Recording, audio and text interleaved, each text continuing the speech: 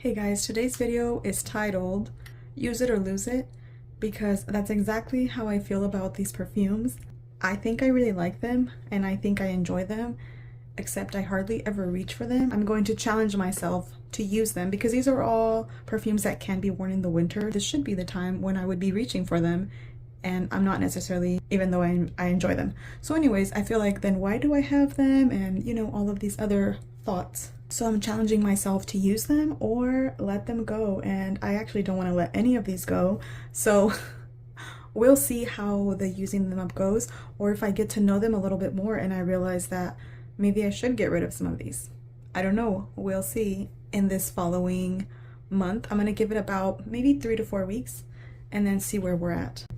The first one is Chabaud Maison de Parfum Light de Biscuit, which means cookie milk of cookies. It means milk of cookie. So when I first got this, it kind of smelled like galletas marias, like this really yummy Mexican cookie.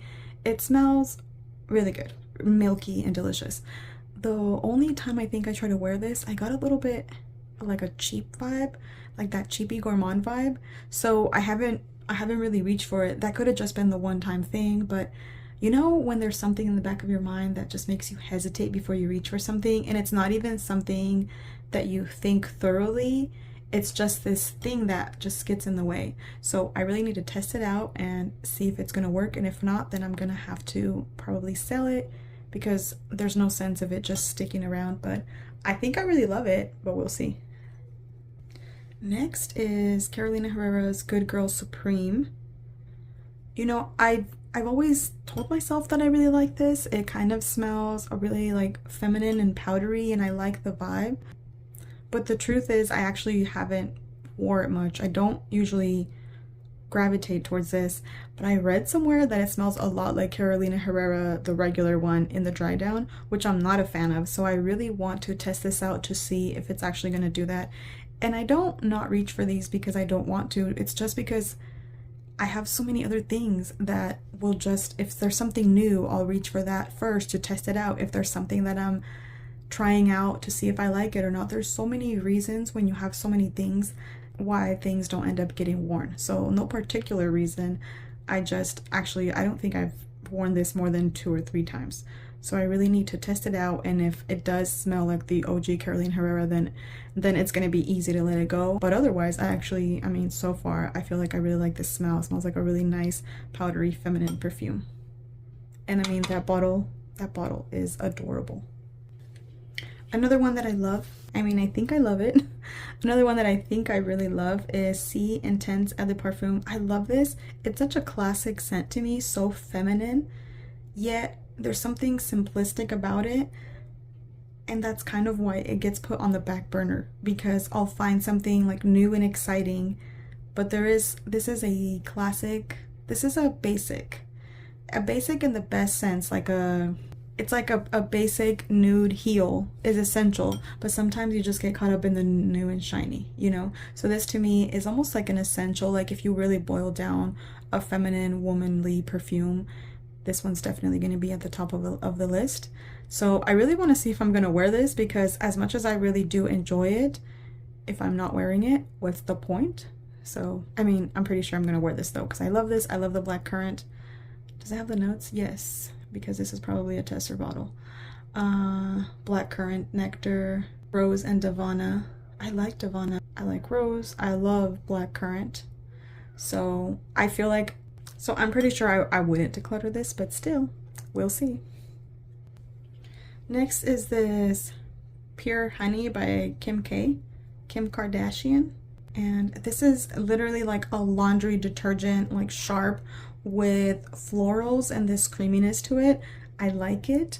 I just never reach for it, and there's always other things. I end up reaching for gourmands a lot more than something like this, and something about it just, I think it's the sharpness of the detergent, like laundry detergent vibe that's in here, that makes me hesitate. So I really gotta test it out, because if it doesn't work, then I need to know so I can let it go. But I might also end up falling in love with it. It could go either way. All right, next is Sugarful and Spice by, is it Michelle Germain? So this is really, really nice. It smells really sophisticated, kind of creamy, a little bit spiced, a little bit of that Baccarat Rouge type of DNA. And then there's something kind of ambery, just like this tiny touch that I don't love. And that's probably what makes me hesitate to wear this. Although I really, really like it, there's something in there that I'm not 100% sure about. So I really got to test it out, wear it to see if I'm gonna continue to hesitate to reach for it, and then it's gonna have to go, or I might fall in love with it. I keep saying the same thing, but it's because the same thing applies for all of this whole list.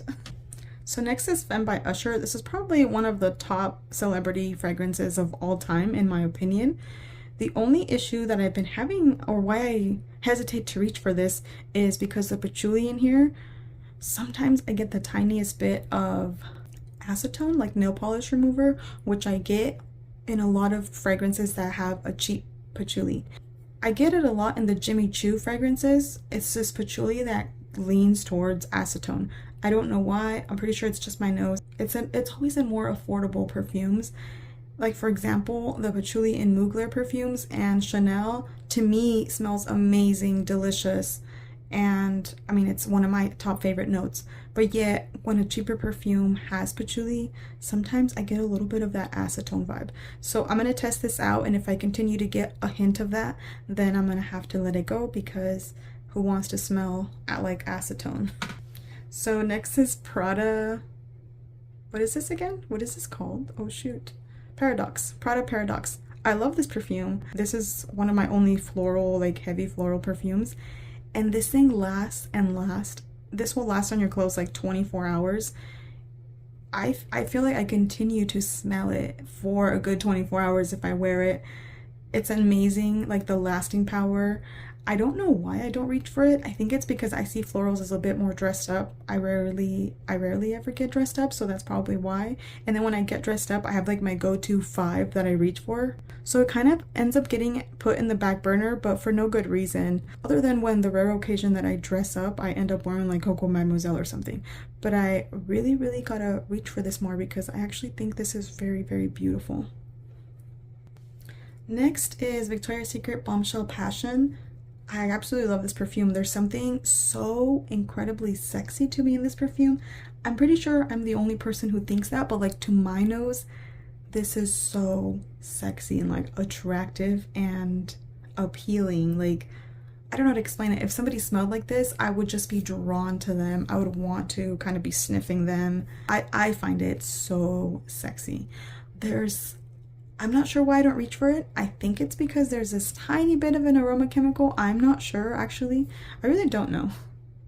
It doesn't have the notes or anything, but I really got to test this out and wear it, because if I find it so sexy and if I think it's so beautiful, then why haven't I really given it anywhere? I mean, I know why, because I have too much. I have to just get more use out of this. So that is Bombshell Passion. And it's like a berry floral perfume. This is one that sometimes I think it smells amazing. Wait, this is Yes I Am by Cacharel, just the original. This is one that sometimes I think it smells absolutely amazing, and other times the gardenia is a bit much for me. Right now it's the winter, so it's when the gardenia blends in a little bit better and it's a little bit more subdued. So if I can't wear it this winter, and if I keep hesitating to reach for it because of that gardenia note, then it is gonna have to go. So this is the time to test it out. And next is Manifesto by YSL. This is a perfume that I like and I really, really enjoy when I wear it, but I just don't really reach for it. I mean, it was filled all the way to the very top.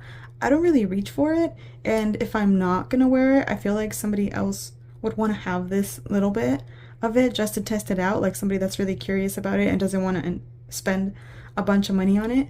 So there's no reason for me to keep it if I'm literally just gonna let it sit there forever. However, from what I remember, the times I tried wearing this, I found it really, really good. So if it is really, really good, then I want to use it up before it goes bad instead of letting it just sit there. So I really just want to test it out and play with it. So as you can tell, these are all great perfumes, and they're not like my go-to perfumes, you know? And I'm very excited to give all these a wear this season and really get to know them. What do you guys think of my little use it or lose it tray? Would you guys try out something like this? Like reach for your perfumes that you haven't reached for in a while and just see if they're still worth keeping in your collection? I will try to do an update on this just to see, or if not, you'll see whatever I decluttered in my future declutter, because I'm gonna do one more declutter right at the end of the year or right before the end of the year, just my last declutter. None of these I'm ready to declutter or anything, but who knows, we'll see how it goes. All right, thank you guys so much for watching. Thanks for hanging out with me today.